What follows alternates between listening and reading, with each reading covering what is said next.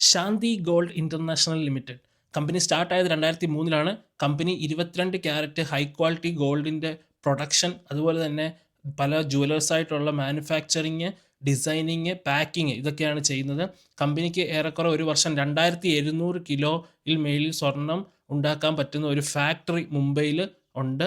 ഏകദേശം 360 കോടി രൂപയുടെ IPO ആണ് ലിസ്റ്റ് ആകാൻ പോകുന്നത്. എൻ്റയർലി ഫ്രഷ് ഇഷ്യൂ ആണ് ഷെയറുകളെല്ലാം.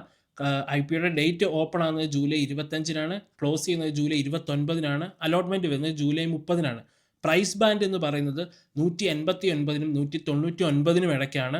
അതുകൊണ്ട് തന്നെ 75 ഷെയറുകളുടെ ലോട്ടുകളായിരിക്കും അവൈലബിൾ ആകുന്നത്. ഒരു ലോട്ടിന് ഏറെക്കുറെ 14,775 രൂപയാണ്.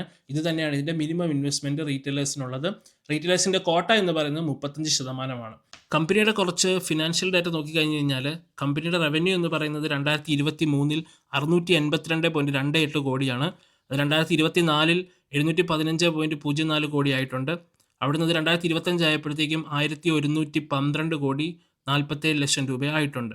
അതുപോലെ കമ്പനിയുടെ പ്രോഫിറ്റ് ആഫ്റ്റർ ടാക്സ് എന്ന് പറയുന്നത് 2023 19 കോടി 82 ലക്ഷം രൂപയാണ്.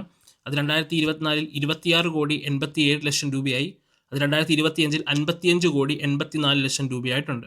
സോ ഓവറോൾ നോക്കിക്കഴിഞ്ഞ് കഴിഞ്ഞാൽ കമ്പനിയുടെ റവന്യൂ എന്ന് പറയുന്നത് 56%, പ്രോഫിറ്റ് ആഫ്റ്റർ ടാക്സ് 108%, 2024 കമ്പയർ ചെയ്യുമ്പോൾ 2025 കൂടിയിട്ടുണ്ട്. ഇതൊരു ബൈ ഓർ സെൽ റെക്കമെൻഡേഷൻ അല്ല. ഞാനൊരു സെബി രജിസ്റ്റേർഡ് ഇൻവെസ്റ്റ്മെൻറ്റ് ബ്രോക്കറുമല്ല. എപ്പോഴും പഠിച്ചതിന് ശേഷം മാത്രം ഇൻവെസ്റ്റ് ചെയ്യുക.